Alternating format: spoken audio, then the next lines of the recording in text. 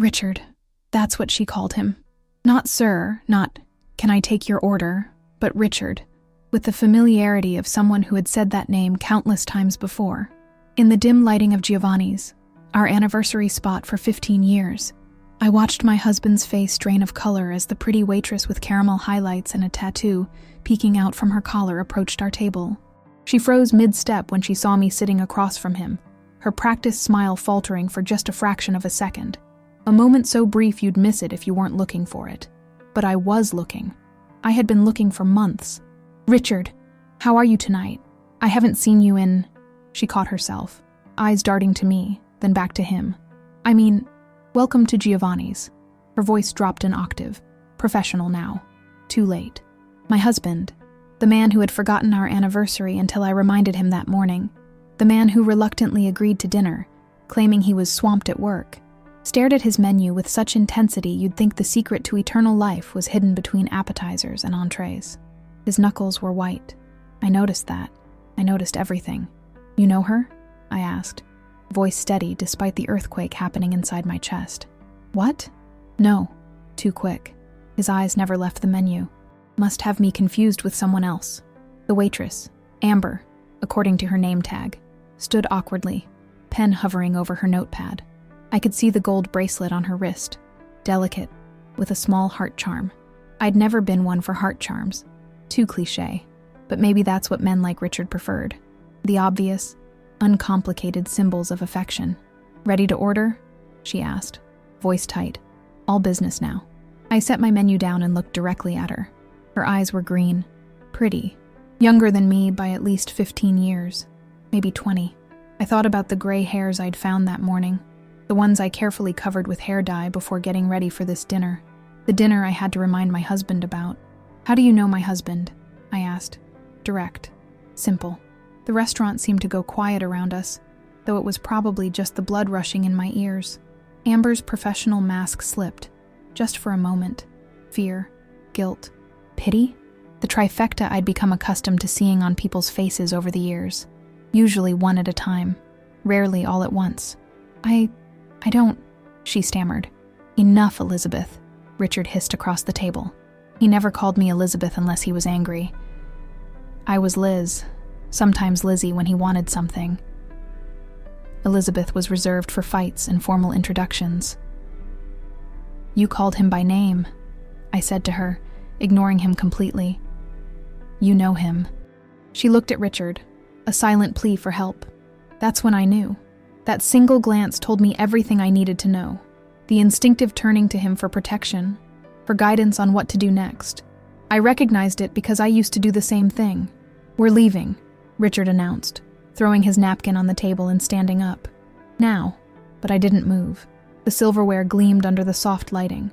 I picked up my knife, not in a threatening way, just to feel its weight in my hand as I stared at the woman who knew my husband well enough to greet him by name, with surprise and familiarity. "How long?" I asked.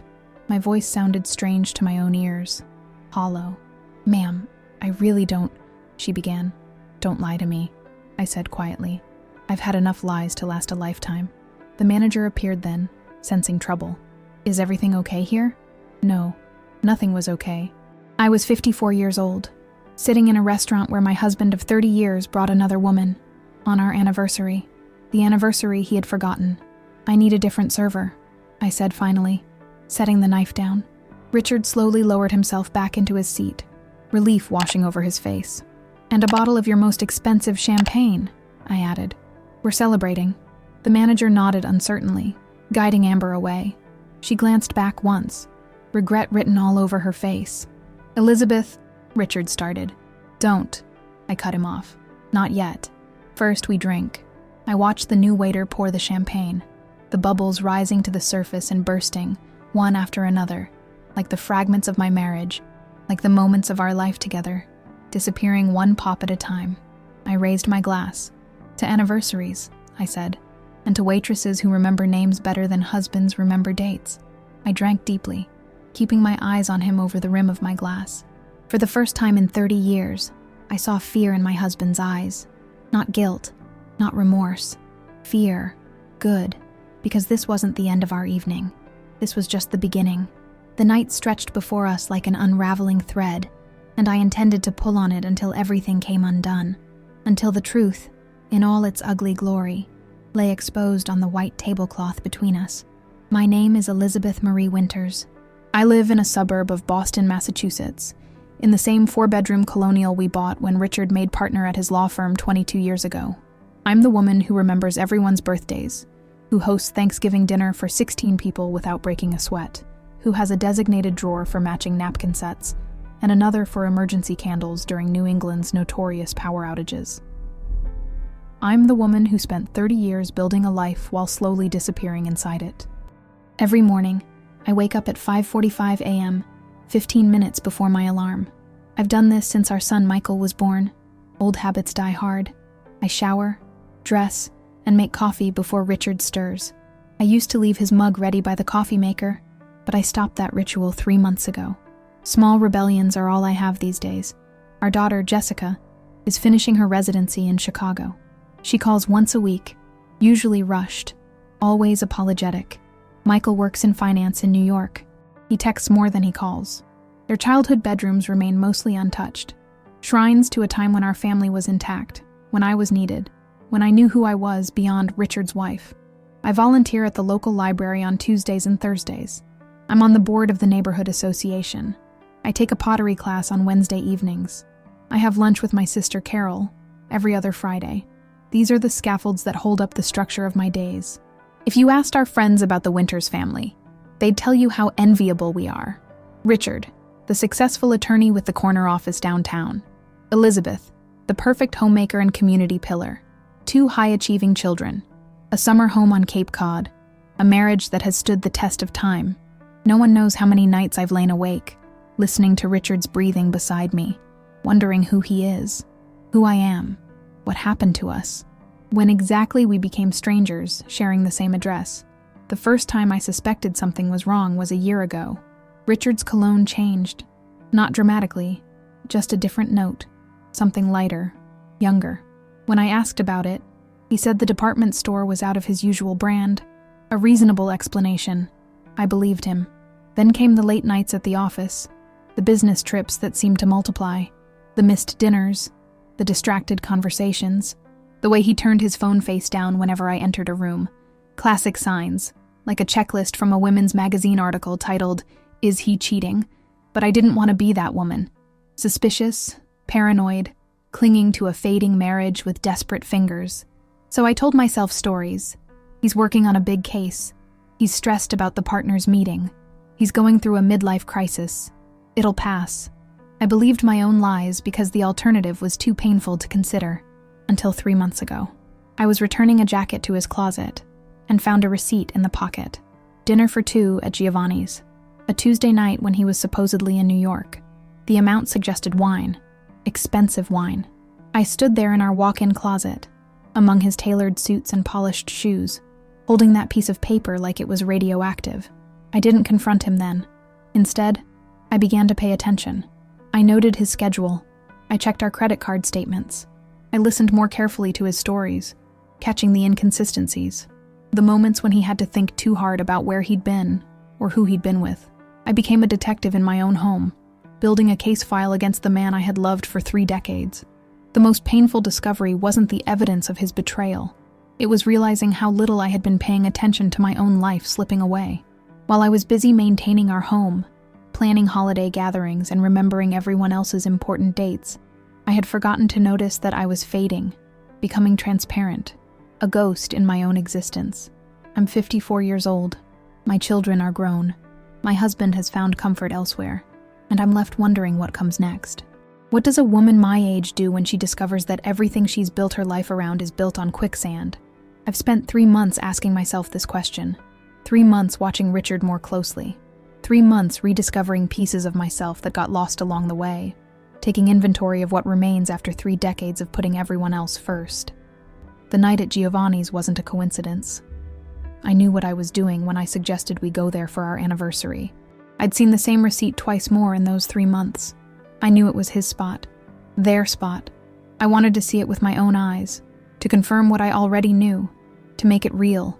What I didn't expect was for her to approach our table, To say his name like that. Comfortable, intimate. I didn't expect to see her face, to be forced to acknowledge her as a real person with her own story, not just an abstract threat to my marriage. She was pretty. Of course she was. But it wasn't her beauty that haunted me as we sat there in strained silence after she left. It was the easy familiarity, the way Richard's body tensed when he saw her, the silent communication between them that excluded me entirely, evidence of a shared history I knew nothing about. As we sipped our expensive champagne, Richard barely touching his, me drinking too quickly, I thought about the day we got married, how young we were, how certain. I thought about the promises we made, believing with all our hearts that we would be the exception, that we would grow old together, still holding hands, still in love. I studied his face across the table, this man I'd woken up next to for 30 years, the lines around his eyes that weren't there when we met, the silver threading through his dark hair, the familiar stranger who had shared my bed, helped raise my children, and built a life with me, all while building another life I knew nothing about. How long? I asked again, setting down my empty champagne glass. This time, he didn't try to deny it. He just looked tired, defeated. Elizabeth, can we please not do this here? Here seems perfect, I replied. It's your special place, after all. I'd hate to ruin the ambiance. Richard's eyes darted around the restaurant, checking who might be listening. Always concerned with appearances, always managing the optics. It was what made him such a good attorney, and apparently, such a successful liar. 8 months, he finally said, voice low. But it's not what you think. 8 months. While I was planning our family Christmas, while I was nursing my sister through her knee replacement, while I was redecorating our bedroom to surprise him. New sheets, new curtains, a desperate attempt to bring back whatever we'd lost. Not what I think? I repeated. Please, Richard, tell me what I should think about my husband having an affair with a woman young enough to be our daughter. He flinched at the word, affair. Such an ugly word. Such an ugly truth. She's 29, he said, as if that made it better. And it's complicated. 29. Nearly the same age I was when I gave birth to Jessica. I tried to imagine myself at 29, getting involved with a married man in his 50s. What would I have been thinking? What was she thinking? Uncomplicate it for me, I said. The second waiter approached with our menus again, sensing the tension but professionally pretending not to notice. Are you ready to order? We need a few more minutes, Richard said quickly. Actually, I countered, I'll have the lobster ravioli and another glass of champagne. If I was going to have my heart broken in public, I might as well enjoy an expensive meal while doing it. Richard ordered a steak, rare. I noticed his hands trembling slightly as he handed back the menu. Good. Let him be uncomfortable. Let him feel a fraction of the turmoil roiling through me. When the waiter left, Richard leaned forward. It started at a firm event. She was catering. We talked. She's smart, Liz. She's in graduate school for environmental law, working here to pay the bills. Fascinating, I said flatly. I don't need her resume, Richard. I'm just trying to explain that you're sleeping with a smart waitress instead of a dumb one. Congratulations on your discerning taste. He closed his eyes briefly. I never meant for it to happen. The oldest line in the book. I almost laughed at the cliché of it all. Do you love her? I asked. The question burned my throat like acid. Richard looked away, and in that moment of hesitation, I had my answer. How many times have you brought her here? I pressed on, needing to know everything now, needing to understand the full scope of his betrayal. Elizabeth, how many times, Richard? He sighed. A few. On our anniversary? Have you brought her here on our anniversary before? No, God, no. I would never... You would never what? Cheat on your wife? Lie to her face for months? Which line exactly haven't you crossed? My second glass of champagne arrived. I drank half of it in one go, welcoming the warmth spreading through my chest, dulling the edges of my pain. I'm sorry, he said. The words hung in the air between us. Inadequate. Empty. Sorry you did it, or sorry you got caught. He didn't answer. He didn't need to. Does she know you're married? I asked. Yes. Does she know about Jessica and Michael? A hesitation. Yes. That hurt more than I expected. The idea that this stranger knew about my children, that perhaps Richard had shared stories about them, about our family life. Had he complained about me to her? Had he painted me as the nagging wife? The boring partner he'd outgrown? Had they laughed together about me? Have you told the children about her? My voice cracked slightly on the word children, a reminder that no matter what happened between Richard and me, we would always be connected through Jessica and Michael. No, of course not. He seemed offended by the suggestion. Our food arrived, elaborate plates placed before us with a flourish. The absurdity of it struck me. Sitting here, discussing the implosion of our marriage over gourmet cuisine. I picked up my fork and began eating mechanically, not tasting anything. Is she why you've been working late? I made air quotes around the words. Sometimes, he admitted. Not always. I do have a heavy caseload right now. How considerate of you to balance your affair with your career, I said. Such impressive time management skills. Richard set down his utensils. Steak barely touched. I never wanted to hurt you. Yet here we are. I didn't plan this, Liz. It just happened. Things don't just happen, Richard. You made choices. Every time you texted her. Every time you met her. Every time you lied to me about where you were going. Those were all choices. He had no response to that. We ate in silence for a few minutes. The clink of silverware against china the only sound between us. What do you want? He finally asked. What did I want? Such a simple question. Such an impossible answer. Did I want him to end things with her? Did I want our marriage back? A marriage that clearly hadn't been working for longer than I cared to admit? Did I want revenge? Freedom? Validation? I want to understand, I said finally. I want to know why. After 30 years, why wasn't I enough? Richard looked genuinely pained. It wasn't about you not being enough, Liz. It was never about that. Then what was it about? He struggled to find the words. I felt seen with her. In a way I haven't felt in a long time. The irony of it hit me like a slap. Because I've been invisible to you for years, I said quietly. How could I see you when you never looked at me? Something shifted in his expression then. Recognition, perhaps. Or maybe just discomfort at being called out so directly. We grew apart, he said, falling back on another cliché. No, Richard.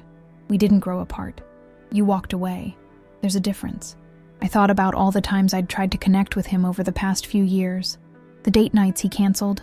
The conversations he half participated in while checking his phone. The vacations where he spent more time on work calls than with me. I had been reaching out while he had been pulling away. I think I'd like to go home now, I said, suddenly exhausted. The weight of his betrayal, the public setting, the champagne on an empty stomach. It was all too much.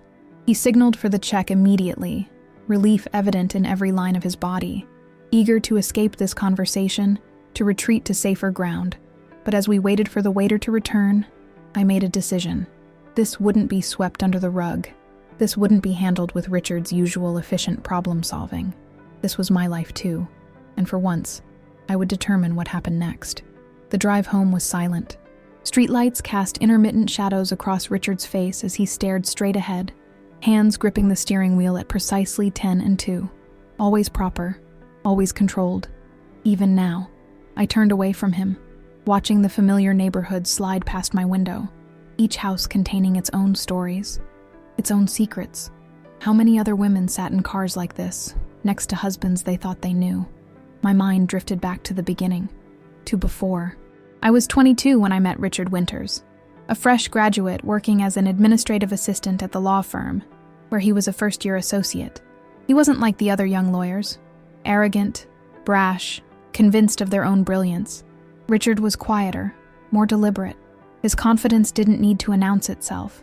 It simply existed, solid and unquestionable. I remember the first time he smiled at me. Really smiled. Not the polite acknowledgement he gave everyone. I had stayed late to fix a filing error that wasn't even mine. He found me in the records room, surrounded by stacks of papers, determined to make it right. It's almost 8 o'clock, he said, leaning against the doorframe. The mistake will still be there tomorrow, you know. I looked up, embarrassed to be caught. I know, but I promised Mr. Harrington I'd fix it. Instead of leaving, he rolled up his sleeves and knelt beside me, then let me help. We worked side by side for another hour, organizing, sorting, correcting. When we finished, he asked if I wanted to grab a late dinner. You have to eat, he insisted when I hesitated. Consider it hazard pay for dealing with Harrington's mess. That was the beginning. Dinner led to more dinners, conversations that stretched into the night. A first kiss outside my apartment building, his hand gentle on my cheek, a certainty I'd never felt before. This is right. This is him. I fell in love with Richard's mind first, the way he thought through problems, considering all angles before making a decision, the respect he showed everyone, from senior partners to the maintenance staff, his quiet ambition, not for glory, but for excellence, for doing things right. When he proposed 11 months later, there wasn't a doubt in my mind. I said yes before he finished asking the question. Our wedding was small but elegant. My father, a factory worker who had saved his entire life to give me a college education, wept as he walked me down the aisle. "You've picked a good one, Lizzie," he whispered. "I can rest easy now." And for years he was right. Richard was a good one. We moved into a tiny apartment, saved for a house, built our life piece by piece. I left the law firm to pursue a teaching degree, with Richard's full support. "You're too smart to be answering phones your whole life," he told me. When I became pregnant with Jessica, we were ecstatic, terrified, overwhelmed. Richard painted the nursery himself, pale yellow because we wanted to be surprised by the baby's gender. He assembled the crib, cursing under his breath at the incomprehensible instructions, refusing to give up until it was perfect. The night Jessica was born, after 18 hours of labor, I watched Richard hold our daughter for the first time. His hands, always so sure, trembled slightly as he cradled her tiny body. "She's perfect," he whispered, voice thick with emotion. "You're perfect. How did I get so lucky?" I gave up teaching when Jessica was born, a decision we made together. Richard's career was taking off, and one of us needed to be home. It made sense at the time. I threw myself into motherhood with the same dedication I'd given to everything else in my life. When Michael came along 3 years later, our family felt complete. Richard worked long hours, but he was present when it mattered. He coached Michael's little league team. He never missed a dance recital or school play. He helped with science projects and Halloween costumes. He read bedtime stories using different voices for each character, making the children shriek with laughter. I remember a camping trip when the kids were 8 and 11. It rained the entire weekend. Our tent leaked, our clothes were soaked, and the campfire refused to stay lit. By all accounts, it should have been a disaster. Instead, we piled into the car, turned the heat on high, and played ridiculous word games for hours, laughing until our sides hurt. "This is the best-worst camping trip ever," Jessica declared. Richard caught my eye over the children's heads, and we shared a smile that said, This is what matters." As the children grew, so did Richard's career, partnership at the firm, recognition in his field, a bigger house, financial security, all the things we'd worked for, coming to fruition. I was proud of him, of us, of what we'd built together. I returned to teaching part-time when Michael started middle school.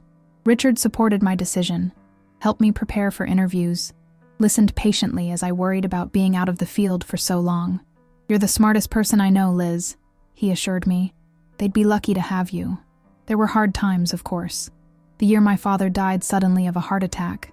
The summer Jessica broke her arm so badly it required surgery.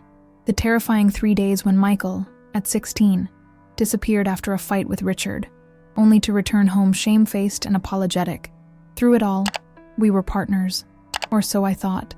When did it change? When did Richard stop seeing me? When did I stop seeing him? Was it when the children left for college, leaving us alone in a house that suddenly felt too big, too quiet? Was it when I turned 50 and caught Richard looking at me with an expression I couldn't decipher? Not quite disappointment, not quite resignation, but something adjacent to both? Was it when his law firm brought in younger partners, ambitious men and women who reminded him of who he used to be? Or had it been happening so gradually that neither of us noticed?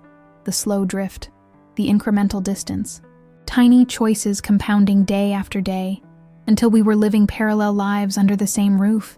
I thought about all I had given up, not with resentment, they were my choices too, but with a sudden stark clarity. My promising teaching career, limited by the needs of our family, the master's degree I never pursued, the book I always talked about writing but never found time for, the trips I wanted to take but postponed because Richard was too busy, because the timing wasn't right, because something else was always more important.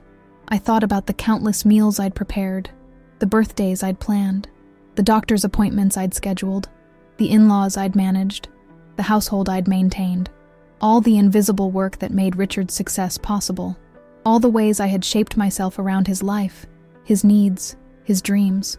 And now, at 54, what did I have that was truly mine? Who was I beyond Richard's wife, Jessica, and Michael's mother? As we pulled into our driveway, the automatic sensor triggered the exterior lights, illuminating our home, the home we had built, the home I had made.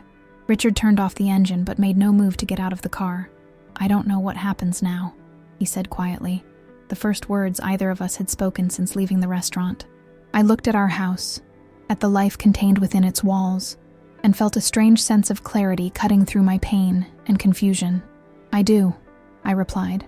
The next morning, I woke to an empty bed. Richard had spent the night in the guest room. His decision, not mine. I lay there for a moment, staring at the ceiling, the weight of yesterday's revelations pressing down on my chest like a physical thing. The sun filtered through the curtains I had chosen 3 years ago, pale blue, to match the new duvet. All these little touches, these efforts to make our house a home, to create beauty in our shared space. Had he even noticed? I checked my phone. A text from Jessica. "How was the anniversary dinner? Did Dad remember this year?" The irony made me wince. I set the phone aside without answering. What could I possibly say? Downstairs, the house was quiet. Richard's car was gone from the driveway. A note sat on the kitchen counter, his precise handwriting instantly recognizable. "Liz, had to go into the office. We should talk tonight. I'm sorry for everything. R." The note ignited something in me. Not sadness, not even anger, but a cold, clear indignation. Of course he'd gone to the office. Of course he'd left a note. Of course he'd reduced 30 years and last night's revelations to, "I'm sorry for everything." A blanket apology designed to cover all sins without naming any of them. I crumpled the note and threw it away. Without any clear plan, I found myself driving. Past our neighborhood of manicured lawns and tasteful homes. Past the school where I used to teach. Past the coffee shop where Richard and I used to meet for lunch in the early days of our marriage, when we couldn't bear to be apart for a full workday. I ended up at Giovanni's. The restaurant was quiet in the daytime, just opening for lunch. A different host greeted me, a young man with kind eyes who led me to a small table by the window when I said I was dining alone. I ordered a glass of wine, ignoring his slightly raised eyebrows at the early hour. I wasn't sure why I'd come here. To reclaim the space? To torture myself? To understand? And then she appeared. Amber. Different uniform, same delicate bracelet. She was setting up a table across the room, her back to me. I watched her work. Efficient movements, casual confidence. What had Richard seen in her that he no longer saw in me? As if sensing my gaze, she turned. Recognition flickered across her face, followed immediately by alarm. She said something to a nearby server and disappeared into the back of the restaurant. Coward, I thought.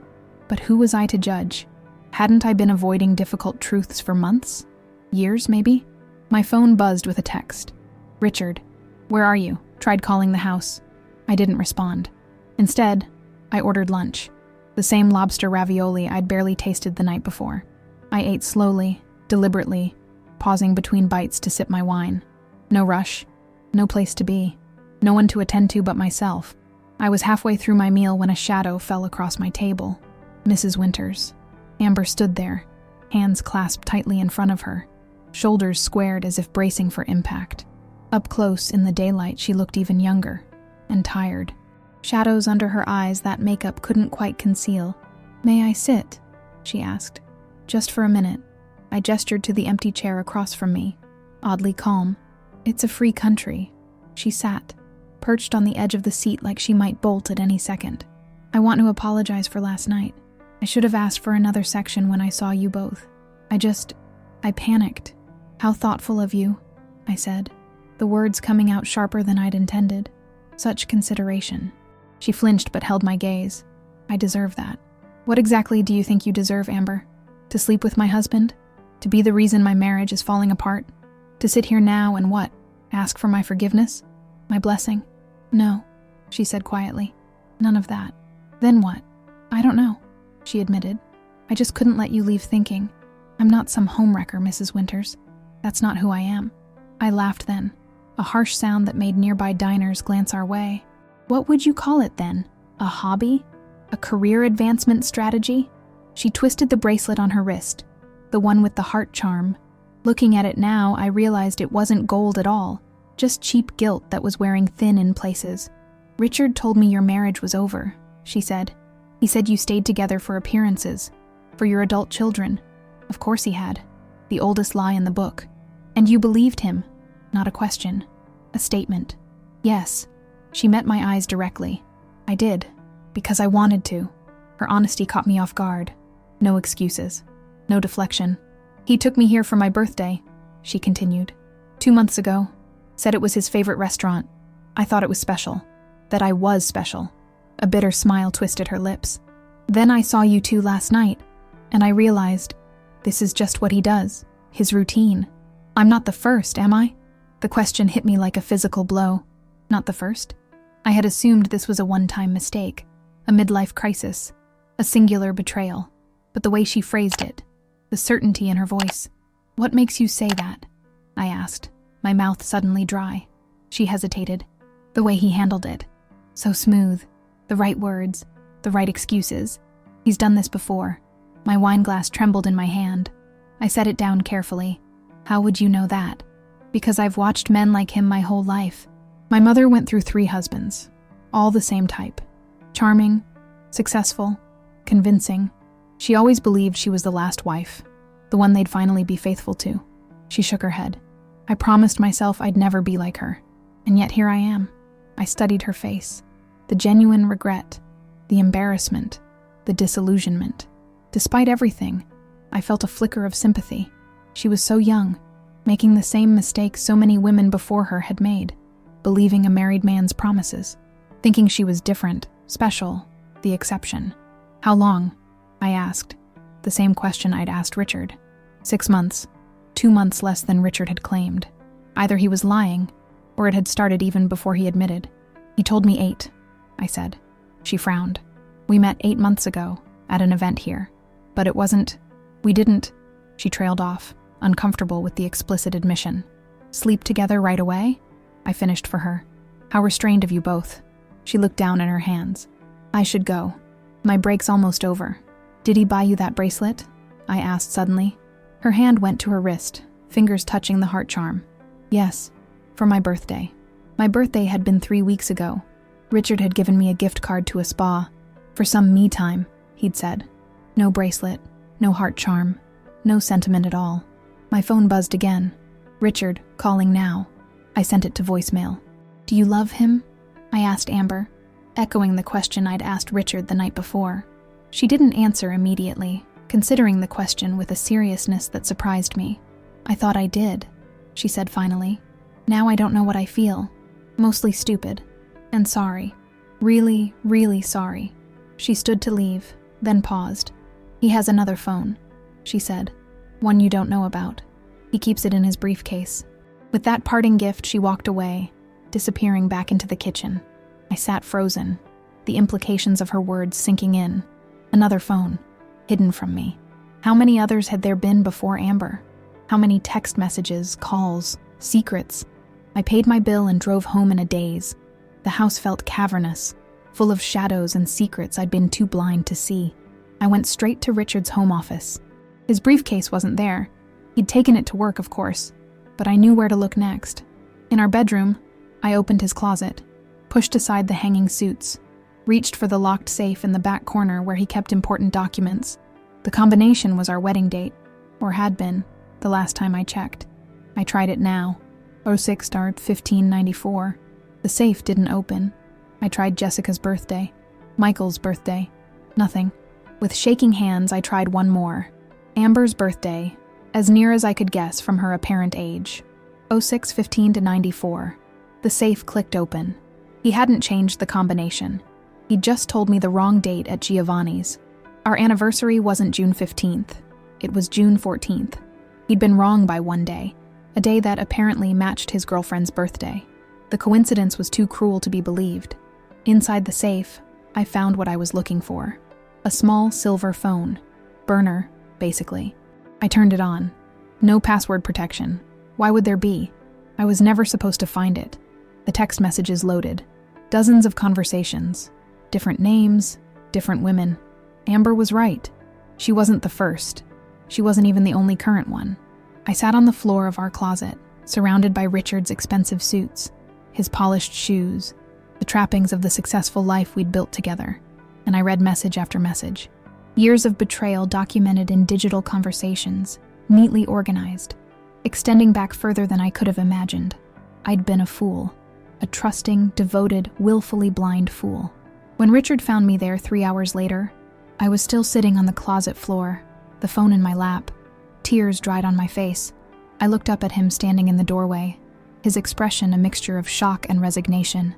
"Liz," he started, a placating hand extended toward me. "I can explain."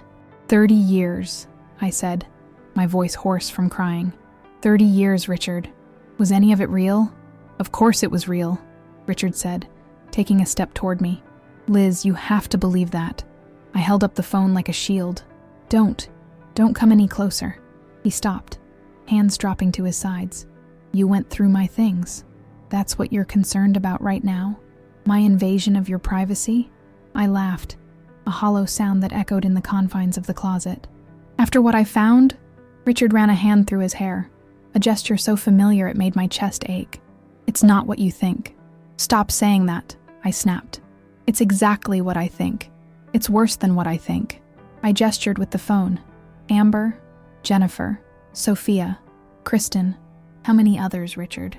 How many women have there been while I was home raising our children? While I was supporting your career? While I was loving you?" He sank down onto the edge of our bed, suddenly looking every one of his 57 years. "I don't know," he said quietly. "You don't know." The admission stunned me. "You've lost count?" "It wasn't about counting, Liz. It wasn't about keeping score." "Then what was it about?" I demanded, rising to my feet. "Explain it to me. Help me understand how the man I married, the father of my children, could lie to my face for years." Richard stared at his hands. "I don't know if I can explain it. Not in a way that would make sense to you." "Try." The word came out as a command. He took a deep breath. "It started about 10 years ago, after my father died. I remembered that time. Richard withdrawing into himself, refusing to talk about his grief. I had given him space, thinking it was what he needed. Had that been my first mistake? I don't know, questioning everything. My life, my choices. Dad was only 65 when he had that stroke. All those years of working himself to the bone, and for what? To die before he could enjoy his retirement? Richard shook his head. "It scared me, Liz. Made me think about all the things I might miss out on. So you decided to sleep with other women?" The bitterness in my voice was unmistakable. "No, not at first. At first it was just talking, flirting, feeling desired by someone who didn't know all my flaws, all my failures." He looked up at me, someone who still saw me as exciting, as someone with potential, not just accomplishments. "And I didn't make you feel that way." Another statement, not a question. He hesitated. "We were comfortable, Liz. Settled. There wasn't excitement anymore." "Excitement?" I repeated incredulously. "We built a life together, Richard. We raised 2 children. We supported each other through loss and illness and change. That's not exciting enough for you?" "That's not what I meant." "Then what did you mean? That I got too old? Too familiar? That I stopped being a challenge?" Richard flinched. "You're twisting my words. I'm trying to understand." My voice rose, echoing off the walls of our bedroom. "Because from where I'm standing, it looks like you threw away 30 years of marriage for a series of cheap thrills with women half your age. Women who don't know that you snore when you're tired, or that you're allergic to shellfish, or that you're terrified of heights. Women who don't know you, Richard. Not like I do. Maybe that was the appeal," he said softly. "Starting fresh, being someone else for a little while." The admission hung in the air between us. "Who?" I asked. "Who did you pretend to be with them?" He didn't answer immediately, and in his silence, a terrible understanding began to dawn on me. It wasn't just about sex or excitement or novelty. It was about escape. Escape from our life. From me. From himself. "I love you, Liz," he said finally. "I always have." "No," I shook my head firmly. "You don't get to say that. Not now.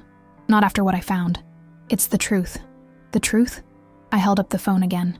Is that what you told all of them too? That you loved them? That your marriage was over? That I was just a convenience? A facade for appearances? Richard's face crumpled. I never meant to hurt you. Yet, here we are. I walked over to the bedroom window, needing distance, needing air. Our backyard stretched out below, the garden I had meticulously maintained for decades, the treehouse Richard had built for Michael when he was 8, the patio where we'd hosted countless summer barbecues, every inch of it infused with our history, with what I thought was our love. A strange calm settled over me as I stood there, looking out at the physical manifestation of our shared life, the life Richard had been systematically undermining for years while I remained oblivious. I want you to leave, I said, my back still to him. What? I turned around. I want you to leave. Pack a bag and go.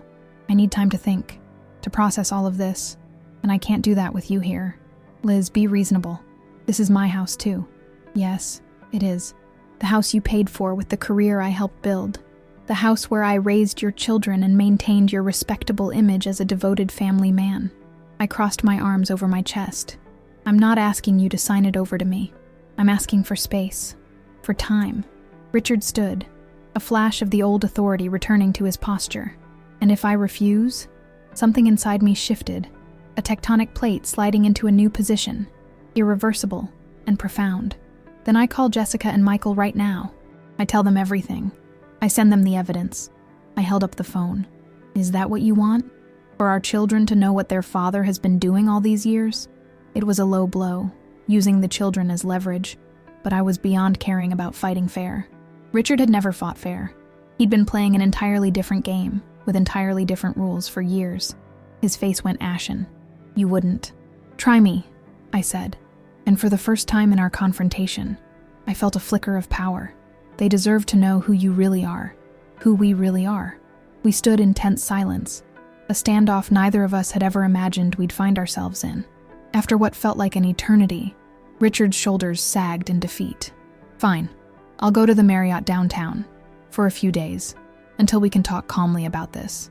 Take what you need, I said. The rest can wait. I watched as he moved around our bedroom, gathering essentials, toiletries, a few changes of clothes, his laptop.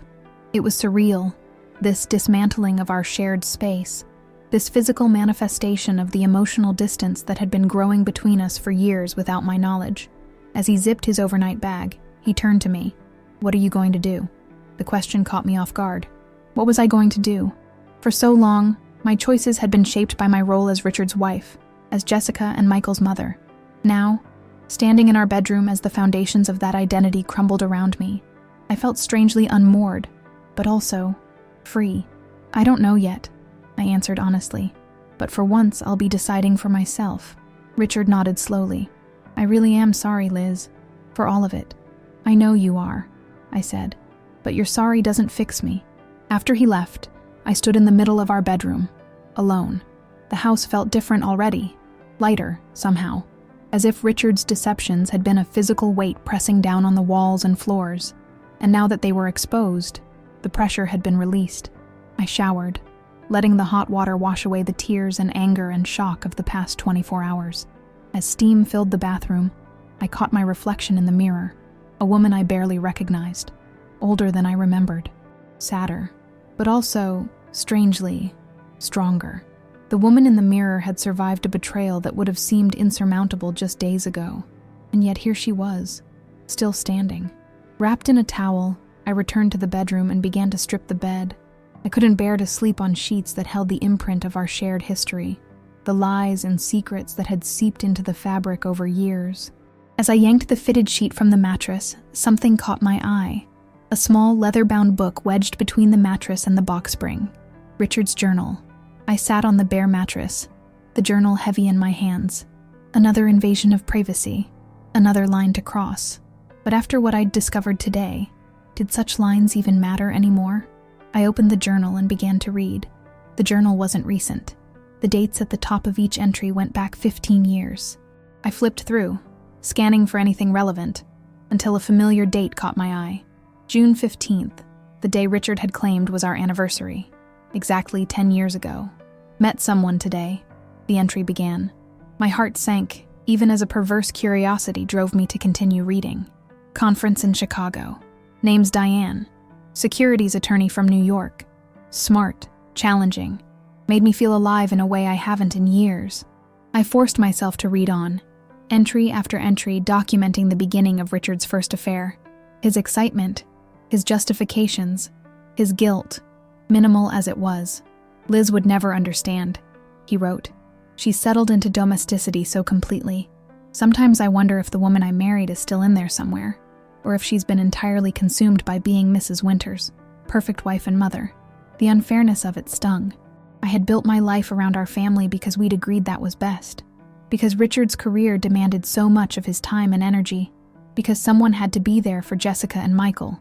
It had been a partnership, a division of labor, or so I'd thought. But in Richard's mind, I'd become diminished by the very role he'd encouraged me to assume. More entries, more affairs, names I recognized from the phone, and others that were new to me. Always the same pattern. The thrill of the chase, the excitement of conquest, the gradual waning of interest as the newness wore off, and always justifications that placed the blame squarely on me and our marriage. Elizabeth doesn't see me anymore, he wrote 5 years ago. She goes through the motions, but the passion is gone. The curiosity, the desire to know me deeper. We're like roommates managing a shared business. Had that been true? Had I stopped seeing him? Or had he simply stopped revealing himself to me, already too deep in his double life to allow for genuine connection? I was about to close the journal, sick of Richard's self-serving narrative, when an entry from 2 years ago caught my eye. Not because it mentioned another woman, but because it mentioned our finances. Moved another $50K to the Cayman account today. Elizabeth still has no idea. At this rate, I'll have over $1 million secured by the time I'm 60. Insurance policy if things go south. I read the entry again, certain I had misunderstood. A Cayman account? Hidden money? This went beyond infidelity into something that felt much more calculated, much more sinister. I flipped forward, searching for more mentions of this account. There were several, each documenting transfers of varying amounts. Money that, as his wife, I was legally entitled to half of. Money he was deliberately hiding. The most recent entry was from just 3 months ago. Anderson approved the partner distribution bonus, $200K after taxes. Told Liz it was half that amount. The rest goes offshore. She never questions the numbers, never has. Too trusting, or maybe just uninterested. Either way, it works in my favor. A cold fury replaced my heartache. This wasn't just a husband straying. This was a man systematically deceiving me on multiple fronts, planning for a potential future without me while maintaining the facade of our marriage, creating a financial escape hatch while I remained oblivious. I set the journal aside and went to Richard's home office. The computer was password protected, but I knew his patterns. He rotated between the children's birthdays and our anniversary, the real one. I tried several combinations until the screen unlocked. His email was still open from earlier in the day. I hesitated only briefly before clicking through folders, searching for anything related to this hidden account. Nothing obvious appeared, but there was a folder labeled R&R Consulting that seemed out of place. Inside were emails to someone named Raymond Keller at a bank I didn't recognize, all with attachments labeled as statements. I opened the most recent one. It was a bank statement for an account in the Cayman Islands under the name R&R Consulting, LLC. Current balance, $1.2 million. $1.2 million, hidden from me. While I budgeted household expenses, while I postponed repairs on my car, while I calculated whether we could afford to help Jessica with the down payment on her first apartment. $1.2 million that Richard had systematically diverted from our shared resources. A new email notification popped up on the screen. From Richard, sent just minutes ago. Need access to R&R docs. Will be working remotely for a few days. He knew I might find the journal. He knew I might start looking. He was trying to cover his tracks. Too late. I forwarded all the emails to my personal account, along with screenshots of the statements. Then, with a steady hand that surprised me, I took out my phone and called someone I hadn't spoken to in years. Martina, it's Elizabeth Winters. I know it's been a while, but I need your help. Martina Chen had been my closest friend in law school before I dropped out to work and support Richard finishing his degree. She was now a partner at one of Boston's top family law firms. We'd drifted apart over the years, but had reconnected occasionally at various alumni events. Liz, Of course. What's going on? I need a divorce attorney, I said, the words feeling strange in my mouth. And I need someone who isn't afraid to go after hidden assets. Someone who won't be intimidated by a partner at Harrington and Reed. There was a pause on the other end of the line. Richard, are you sure, Liz? I've never been more sure of anything in my life. Another pause. Come to my office tomorrow, 9 a.m. And Liz, bring whatever evidence you have. All of it. After hanging up, I sat at Richard's desk, surrounded by the trappings of his success. Our success.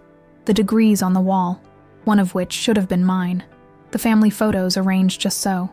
The expensive desk set I'd given him for his 50th birthday.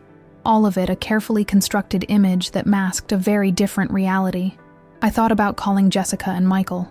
They deserved to know what was happening. But not yet. Not until I had a plan.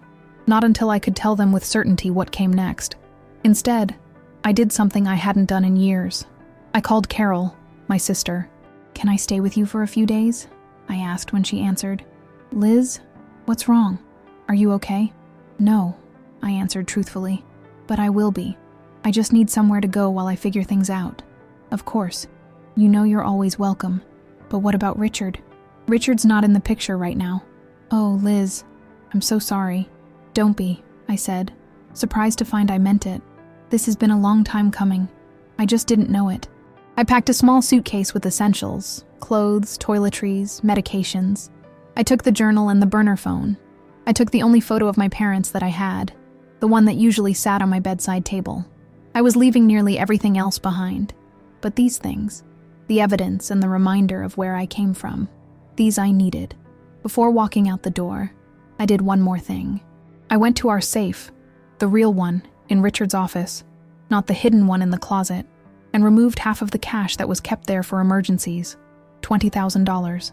Not enough to start a new life, but enough to ensure I wouldn't be completely dependent on others while I planned my next steps. As I drove to Carol's house, the setting sun painted the sky in shades of orange and pink, a beautiful ending, a promise of something new tomorrow. I thought about the woman Richard had described in his journal, the diminished wife, the shadow of her former self. I didn't recognize her, but maybe she had existed, in some form. Maybe I had lost parts of myself in the process of being who Richard needed me to be. If so, it was time to find those parts again, to reclaim the Elizabeth who existed before she became Mrs. Richard Winters, the woman who had dreams and ambitions of her own, the woman who wouldn't have tolerated betrayal after betrayal, the woman who was still in there, somewhere, waiting to emerge. For the first time since seeing Amber at Giovanni's, I felt something like hope. Carol's guest room was small but comfortable, decorated in the soothing blues and greens she'd always preferred. My sister had always been the more practical one between us.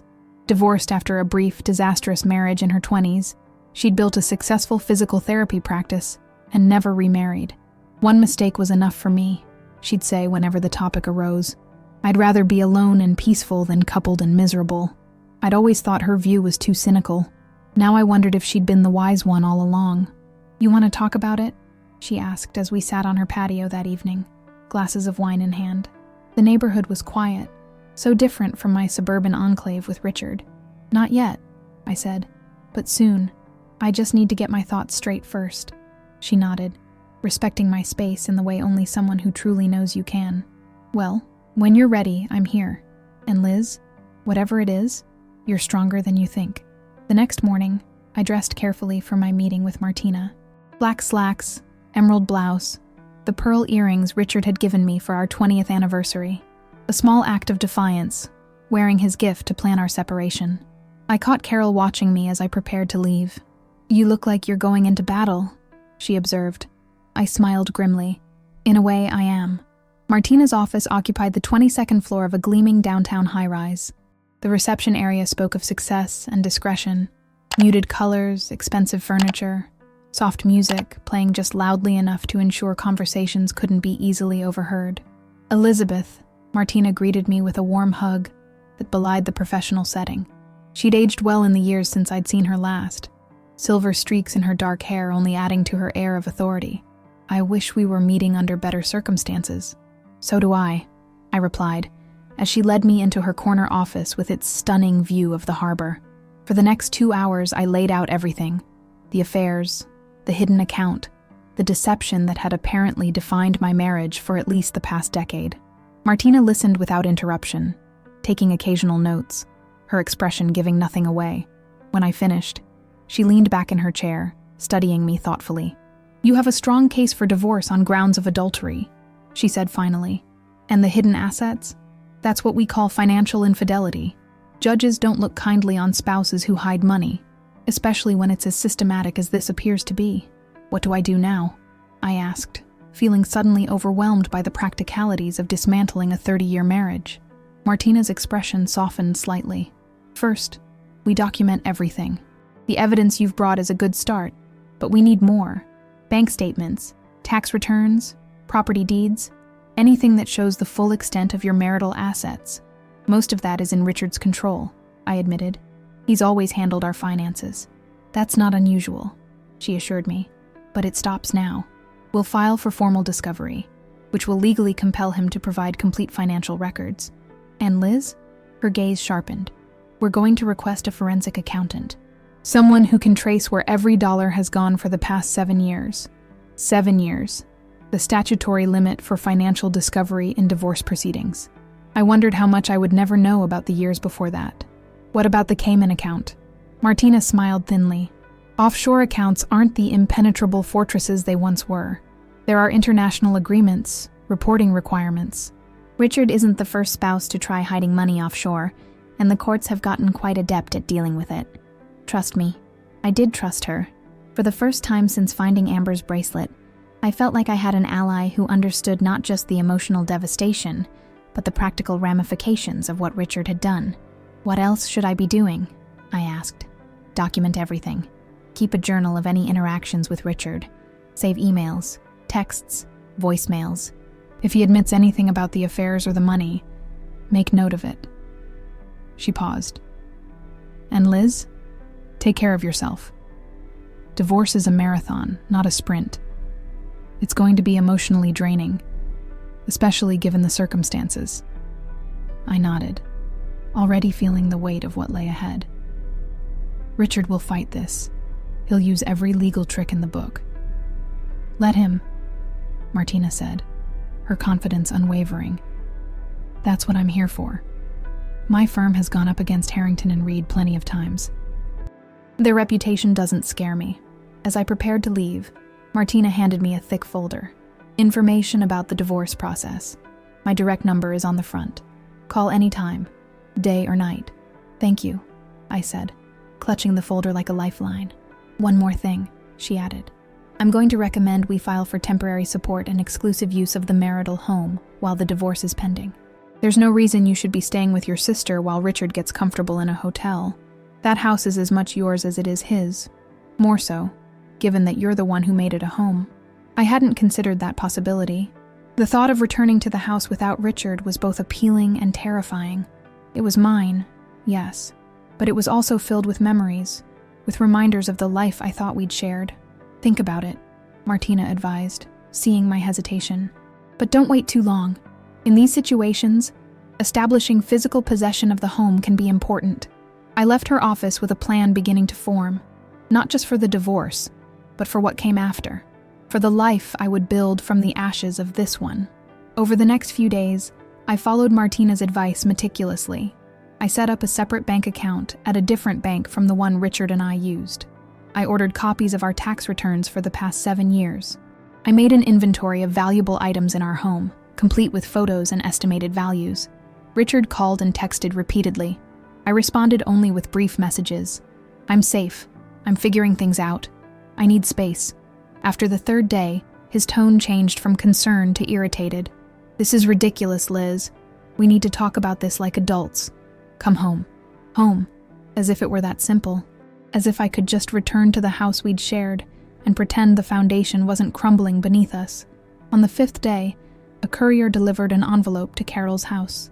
Inside was a letter from Richard's attorney, Lawrence Greenfield, a senior partner at a prestigious Boston firm known for representing high-net-worth clients in divorce proceedings. "He's playing hardball," Carol observed as I read the letter, which outlined a proposed separation agreement that would leave me with the house and a generous monthly support payment in exchange for waiving any claims to Richard's retirement accounts, business interests, or any accounts not explicitly held jointly. I called Martina immediately. Richard's lawyer sent a settlement offer. Already? She sounded unsurprised. He's trying to get ahead of this. What's he offering? I read her the key points of the proposal. Her laugh was devoid of humor. That's insulting. He's trying to buy you off before you discover the full extent of the assets he's hiding. Don't sign anything. In fact, don't even respond. Let me handle this from here on out. That afternoon, I did something I'd been avoiding for days. I called Jessica and Michael. They deserved to hear from me what was happening before Richard could shape the narrative. Jessica answered on the second ring. Mom, are you okay? Dad's been calling me, saying you took off and won't talk to him. The concern in her voice made my throat tighten. I'm fine, sweetie. I'm staying with Aunt Carol for a few days. But there's something I need to tell you and your brother. Can you do a 3-way call? 20 minutes later, with both my children on the line, I took a deep breath and told them the simplest version of the truth. Your father and I are separating. I've discovered some things that make it impossible for me to stay in the marriage. I'm going to be filing for divorce. Silence on both ends. Then, Michael's voice, cautious. What things, Mom? I debated how much to tell them. They were adults, yes, but they were still our children. They still deserved to remember their father as more than just the man who betrayed their mother. That's between your father and me, I said finally. What's important for you to know is that this isn't a decision I've made lightly, and it isn't something that can be fixed with counseling or time. Some lines, once crossed, can't be uncrossed. Is there someone else? Jessica asked, always the direct one. Is Dad having an affair? I closed my eyes. Yes. More silence. Then Jessica again, her voice harder now. That son of a bitch. Jess, I cautioned. He's still your father. A father who cheated on my mother. Her indignation was fierce, protective. How could he do this to you? To us? I don't want you to take sides, I said, though part of me was grateful for her immediate loyalty. This is between your father and me. I just wanted you to hear it from me first. Too late, Michael said quietly. Dad already called me yesterday. Said you were having some kind of breakdown. That you'd found something and misinterpreted it. That you weren't thinking clearly. Of course Richard would try to discredit me, to paint me as unstable, irrational. It was a classic tactic, one I'd seen him use in court against opposing witnesses. I'm thinking more clearly than I have in years, I told my son. Trust me on that. After the call ended, with promises to keep them updated and reassurances that I was being well cared for by Carol, I sat in my sister's guest room and allowed myself a moment of pure grief. Not just for the marriage I'd lost, but for the ripple effects that would impact my children, my extended family, our friends, the holidays that would now be divided, the events where we'd have to carefully negotiate who attended, the grandchildren who would never know their grandparents as a united pair. But beneath the grief, something else was growing stronger by the day. Determination. Resolve. A sense of purpose I hadn't felt in decades. Richard had underestimated me, had been underestimating me for years. He thought I would fall apart without him, that I would accept whatever crumbs he offered just to maintain peace. He was about to discover how wrong he was. 1 week after leaving our home, I returned. Not secretly, not timidly. I arrived at 10 a.m. on a Tuesday, accompanied by Martina and a locksmith she had arranged. The court had granted the temporary order, giving me exclusive use of the marital home, while the divorce proceedings moved forward. Richard had been served with notice to vacate and collect essential belongings the previous day. As the locksmith changed the codes on our electronic locks and replaced the keys for the conventional ones, Richard's black Mercedes pulled into the driveway. He stepped out looking immaculate in a tailored suit, his public face firmly in place. Really, Elizabeth? Changing the locks? His voice was controlled, reasonable, the voice he used to charm juries and judges alike. This is still my house, too. Martina stepped forward, professional and cool. Mr. Winters, you were served with a court order yesterday, giving Mrs. Winters exclusive use of the marital home during pending divorce proceedings. If you have any questions about that order, I suggest you direct them to your attorney. Richard's gaze flicked from Martina to me, his expression hardening. You hired Martina Chen? Of all people? Hello to you too, Richard. Martina replied smoothly. It's been what? 5 years since that Braxton Industries case, the one your firm lost rather spectacularly, as I recall. I watched their exchange with a dawning realization. Martina and Richard had a history, a professional rivalry I knew nothing about. The thought was oddly comforting. My attorney wasn't just good. She had personal motivation to win this case. "I need to collect some things from my office," Richard said, turning his attention back to me. "You should have done that yesterday when you were notified," I replied. "But I'll allow it this once. Martina will accompany you. You don't trust me in my own home?" The edge in his voice was unmistakable now. "Not particularly, no." I met his gaze without flinching. "Not anymore." Something flickered in his eyes. Surprise, perhaps. He wasn't used to this version of me. The Elizabeth who didn't accommodate, who didn't smooth things over, who didn't put his comfort above all else. Martina followed Richard into the house while I remained on the porch, breathing in the crisp autumn air. The Japanese maple in our front yard was turning brilliant red, right on schedule, nature continuing its cycles, indifferent to human drama. There was something reassuring about that constancy. 20 minutes later, Richard emerged carrying a banker's box filled with files and a small duffel bag. Martina followed, her expression giving nothing away. "Is that everything?" I asked. "For now," Richard replied. "Lawrence will be contacting your attorney about a more thorough collection of my belongings." "Of course." He hesitated, looking at me with an expression I couldn't quite read. "Liz, this doesn't have to be so adversarial. We could work this out privately, come to an arrangement that works for both of us. 30 years shouldn't end like this." "You're right," I agreed. "It shouldn't. But you decided that for both of us when you started lying and cheating. Years ago." Richard glanced at Martina, clearly unwilling to continue this conversation in front of her.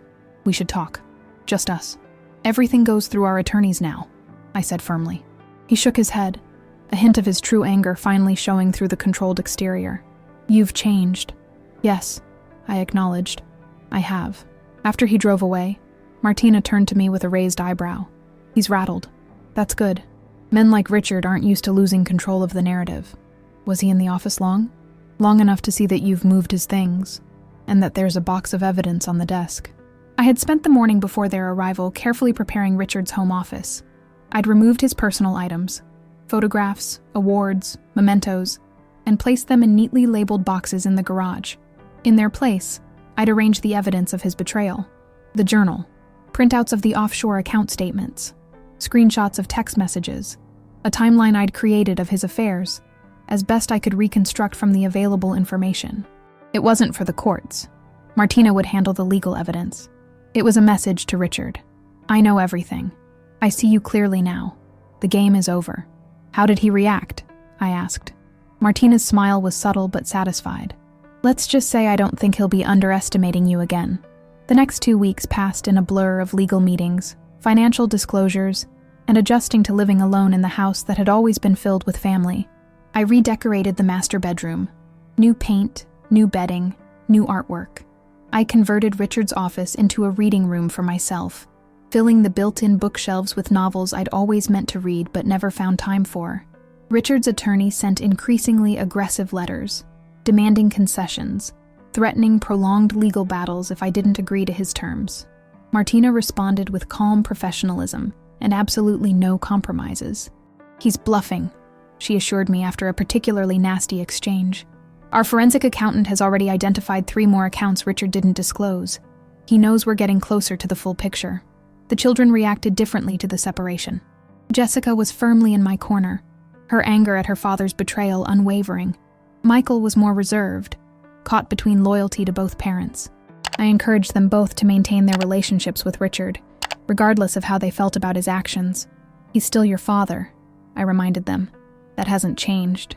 What had changed was me. The woman who had been sleeping through her own life was now wide awake.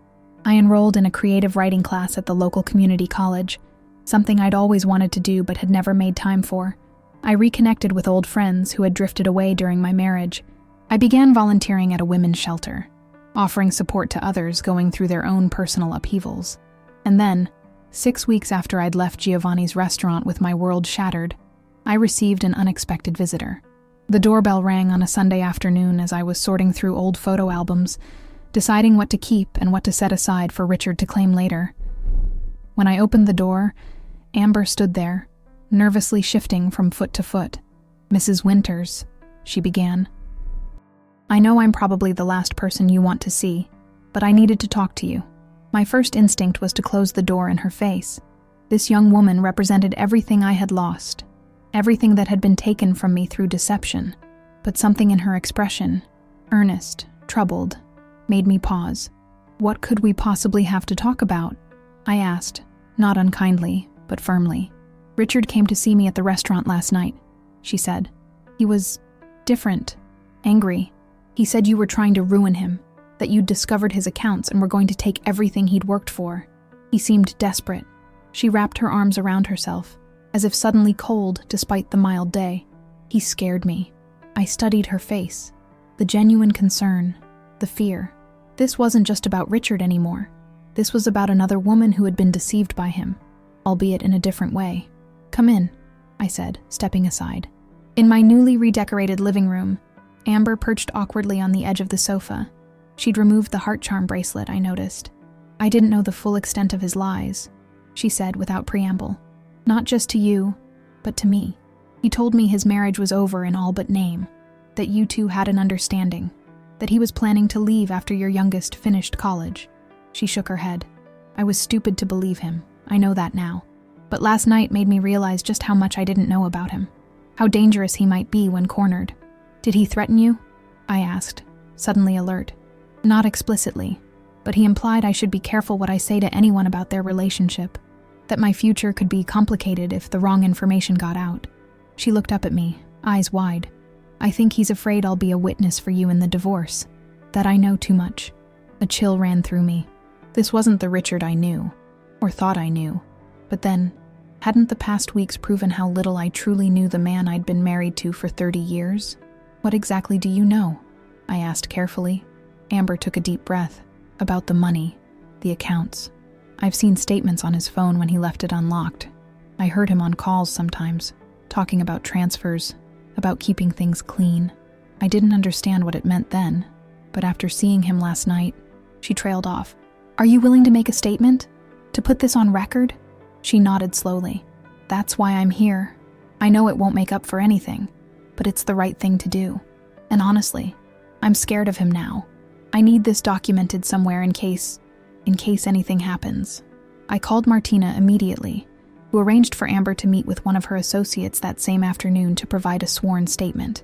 After Amber left, I sat in my living room, trying to process this new development. Richard desperate. Richard potentially threatening. Richard showing a side of himself I'd never seen in 3 decades of marriage. The next morning, I received a call from Martina. "The judge granted our motion for expedited financial discovery," she said without preamble, "and the forensic accountant has traced the Cayman transfers back to their source. Richard has been skimming from client trust accounts." My blood ran cold. "He's been stealing from his clients?" "It appears so. Small amounts from multiple accounts, hoping no one would notice. But it adds up. We're talking potential disbarment, Elizabeth. Possibly criminal charges. Oh my God." The implications were staggering. Not just for our divorce, but for Richard's entire career. His freedom. "There's more," Martina continued. "The firm has been notified. They're conducting their own internal investigation now. This is going to become public very quickly." I thought about Richard's visit to Amber. His desperation. He must have known the walls were closing in, that it wasn't just our marriage at stake anymore, but everything he'd built professionally. That afternoon, the news broke. The Boston Globe's website featured a headline that made my stomach drop. "Prominent attorney under investigation for misappropriation of client funds." Richard's name wasn't mentioned yet, but it would be soon. These things never stayed contained for long. My phone began buzzing with texts and calls. Friends, neighbors, acquaintances sensing scandal and eager for details. I answered none of them. Instead, I called Jessica and Michael, wanting them to hear about their father's professional troubles from me, rather than the media. They were stunned, disbelieving at first, then sad, in a way that made my heart ache. Whatever Richard had done, whatever he had become, he was still their father. The man who had coached Little League and checked for monsters under the bed and helped with college applications. As night fell, I sat on the back patio, wrapped in a sweater against the autumn chill. The garden was past its prime now. Flowers faded. Leaves beginning to fall. A season ending. A necessary death before new growth could begin. My phone lit up with a text from Richard. We need to talk. Now. In person. I stared at the message, considering my options. The last thing I wanted was to see him face to face, especially now, when he was cornered and desperate. But this implosion affected more than just me. It affected our children, our extended family, our community. Come at 8, I texted back. Just you, no lawyers. He replied immediately. Thank you. I contacted Martina, letting her know about the meeting. I don't advise this, she warned. At least let me be present. I need to do this my way, I told her. But I promise I won't sign anything or agree to anything without consulting you first. At precisely 8 p.m., Richard arrived. He looked terrible, unshaven, circles under his eyes, clothes slightly rumpled. The carefully maintained facade had crumbled completely. Thank you for seeing me, he said as he stepped into the foyer. He glanced around at the changes I'd made to the house, the evidence of my new life without him, but made no comment. In the living room, he sank onto the sofa where Amber had sat just hours earlier. The irony wasn't lost on me. Your former girlfriend came to see me today, I said, deciding honesty was the only path forward now. She was quite concerned about your behavior. Richard closed his eyes briefly. She has no idea what's at stake. And what exactly is at stake, Richard? Your career? Your freedom? Or just the image you've worked so hard to maintain all these years? All of it, he admitted. Elizabeth, I've made terrible mistakes, unforgivable ones. But what's happening now, the firm's investigation, the potential criminal charges, it will destroy everything. Not just for me, but for you too, for the kids. You should have thought of that before you started stealing from your clients, I said, unable to keep the edge from my voice.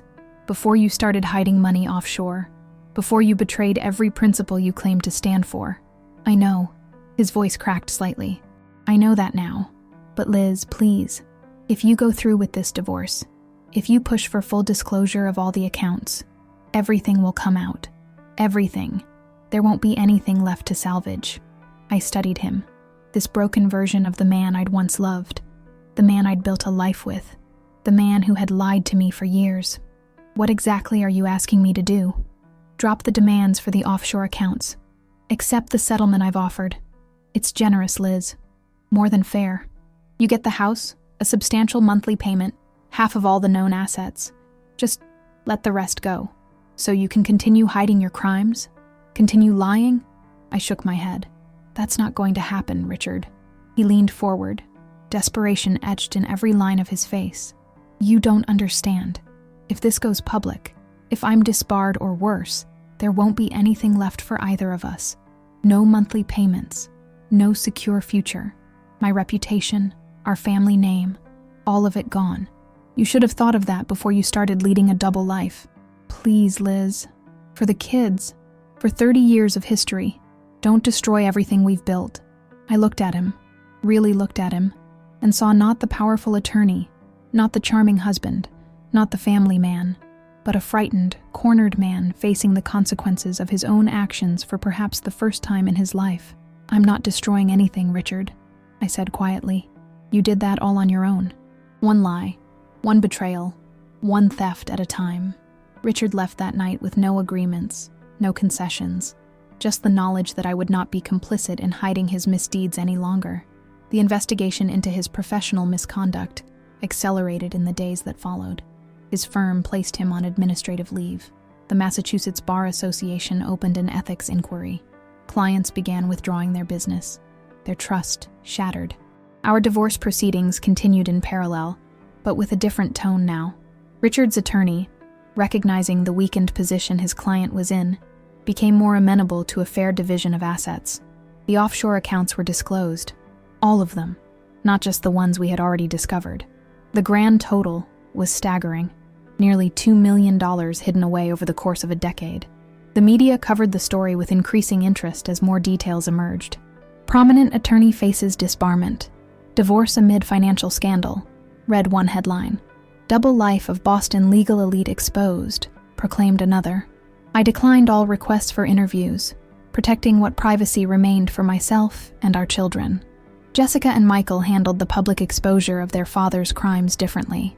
Jessica was angry, her initial hurt at his infidelity compounded by the revelation of his professional ethics violations. Michael was quieter, processing the dismantling of the image he'd held of his father with a stoicism that worried me. Both continued to see Richard, though less frequently, and with a caution that hadn't existed before. 6 months after that fateful night at Giovanni's, our divorce was finalized. The settlement was fair, more than fair, given Richard's diminished bargaining power. I received the house, half of all disclosed assets, and a structured settlement that would provide financial security for years to come. Richard avoided criminal charges by agreeing to make full restitution to his former clients, but his career was over. The law license he'd worked so hard for, built his identity around, was surrendered as part of an agreement with the Bar Association. On the day the divorce became official, I sat alone in what was now truly my garden, watching spring begin to transform the landscape, new growth emerging from the soil that had lain dormant all winter, renewal after a necessary period of rest, of waiting, of gathering strength below the surface where no one could see. That evening, I received a text from Richard. "It's done. I'm sorry for everything. I hope someday you can forgive me." I didn't respond. Not out of lingering anger, but because there was nothing left to say. Forgiveness might come in time, for my own sake, if not for his. But that day wasn't today. A week later, Martina invited me to dinner to celebrate the conclusion of the case, over excellent wine and food that I actually tasted and enjoyed, unlike that last meal with Richard at Giovanni's. She raised her glass in a toast. "To new beginnings," she said. "And to the Elizabeth Winters I knew in law school. Brilliant, determined, unstoppable. She's back." I smiled, touched by her words and the memories they evoked. "She is," I agreed, though a bit older and wiser now.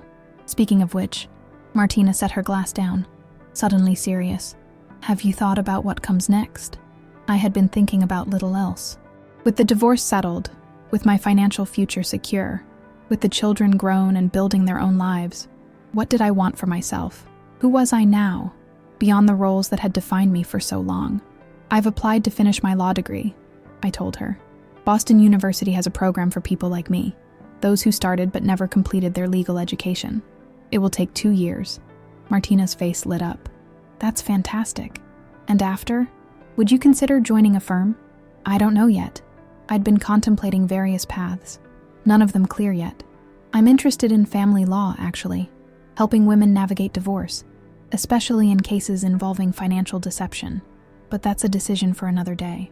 "Well, when you're ready, my door is always open," she said. "You'd be an asset to any firm, Elizabeth. Your experience, personal and professional, gives you a perspective most attorneys lack." The idea was appealing, using my own painful experience to help others facing similar situations, turning trauma into purpose. It was something to consider, at least. That summer, I sold the house. Too many memories, too much history embedded in its walls. I bought a smaller place closer to the city, with a view of the harbor and space for a small container garden on the balcony. Jessica helped me decorate, infusing the new apartment with colors and textures that reflected who I was now, not who I had been as Richard's wife. I started dating again, cautiously. A professor from my law program asked me to dinner. A widowed neighbor invited me to a concert. Nothing serious, nothing that demanded commitments I wasn't ready to make, but it was nice to be seen again, to be appreciated for who I was, not what I could provide or how I could serve someone else's narrative. 1 year to the day after discovering Richard's affair, I returned to Giovanni's, not to reopen old wounds, but to reclaim the space that had been the setting for such a pivotal moment in my life. I requested a table by the window, not our old table, but a new vantage point, a different perspective. Amber wasn't working there anymore. I'd heard through the legal grapevine that she'd finished her environmental law degree and taken a position with a nonprofit. Good for her. We were both moving forward, shaped but not defined by our intersecting histories with Richard. As I sipped my wine and watched the restaurant fill with couples, families, friends enjoying each other's company, I reflected on everything that had transpired in a single year, the shock and pain of betrayal, the cold clarity of seeing the truth after years of willful blindness, the fear and uncertainty of starting over in my 50s, the gradual reclaiming of my identity, my power, my future. I thought about Richard, now living in a small apartment, working as a legal consultant since he could no longer practice law. Our paths rarely crossed, but Jessica had mentioned he seemed humbled, changed. Whether that change was genuine or merely a reaction to consequences, I couldn't say. Perhaps it didn't matter. My phone buzzed with a text from Michael. "Thinking of you today, Mom. Proud of how you've handled everything. Love you." Tears pricked at my eyes. Through all the upheaval, this remained constant. The love of my children. The family we'd created. Imperfect as it was, some bonds couldn't be broken, even when others shattered beyond repair. A young couple was seated at a nearby table, early 20s, clearly in love, everything still ahead of them. They reminded me of Richard and me at that age. The hopes, the dreams, the certainty that our love would be different, would last, would overcome whatever challenges life presented. I didn't regret those years.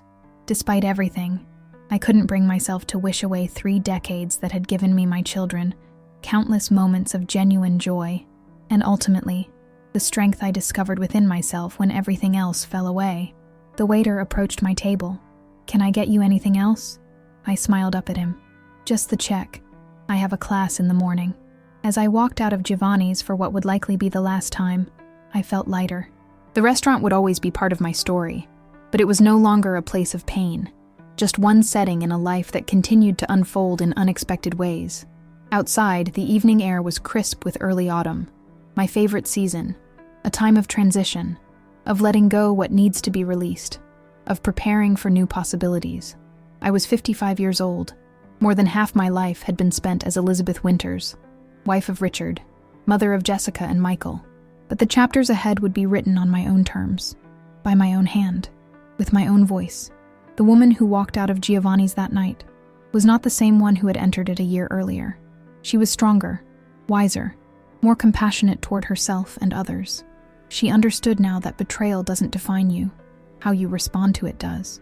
She knew that trust, once broken, could be rebuilt, not necessarily with the person who shattered it, but within yourself.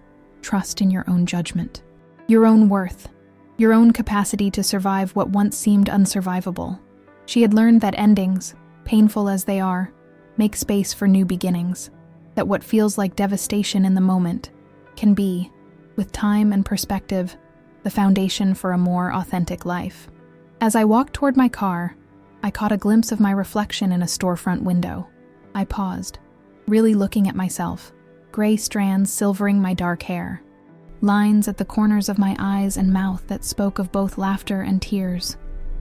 The posture of a woman who stood straight, who carried herself with dignity, who no longer diminished her presence to make room for someone else's ego. "There you are," I whispered to my reflection. "Welcome back." And I continued forward into whatever came next.